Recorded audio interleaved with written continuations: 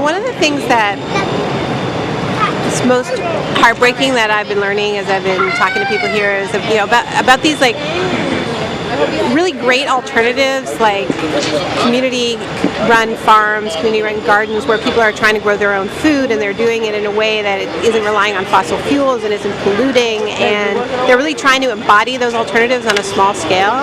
And then along comes a storm like this, and it just destroys it in one fell swoop.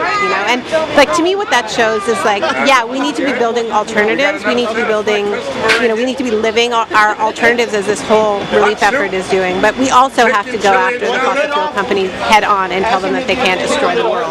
Yeah. Because we will be inundated on every level by their destruction. So we have to be. It has to be this dual process of on the one hand, building the alternatives, understanding the urgency to scale them up and have them not just be like a little pocket here, but actually transform the whole system, and also going after these companies directly, going after their business model directly, costing them real money. So it sounds like you're advocating for direct action. I'm advocating direct action. I'm also involved in a new campaign called Do the Math, which we're launching in New York on Friday with Bill McKibben, and we're trying to start a divestment movement. It's going to start on university campuses, and it's it's based on these calculations that have come out in the past year, looking at we know how much carbon can be released into the atmosphere and still have a hope in hell of staying below 2 degrees, which by the way is too warm.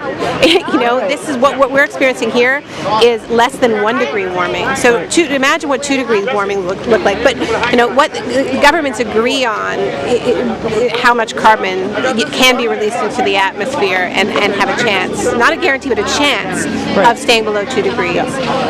And what we know is that the fossil fuel companies already have in reserve 5 times as much carbon. So that's how much they plan on releasing into the atmosphere, meaning they plan their business models to destroy the planet. So we need to go after them. They've declared war on us. We need to fight back. We're in a war with them. And so the reserves you're talking about doesn't even include what would be extracted from the tar sands. No, it does include. It includes some of it. I mean, it's not what's already in production, but the fossil fuel.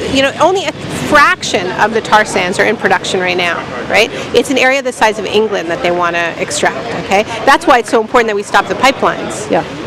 Direct action is part of that. But we can't win this one pipeline at a time. We have to go after their business model. And so I'm really excited by the idea of young people saying to their campus administrators, how is it that you can pretend to care about our futures and prepare us for a future on the one hand, and then on the other hand, be investing your endowments in fossil fuel companies whose entire business model depends on detonating that future. How you do the math and tell us how that adds up, So, it's starting with this campus divestment drive, but my hope is that, we turn these into pariah companies, and any politician who takes fossil fuel company, any media outlet that takes fossil fuel companies to pay their salaries, to run their ads, has to justify themselves. How do you align yourselves with these companies? Yeah. Right on. All right. That's great. Thank you so much. No problem. Okay.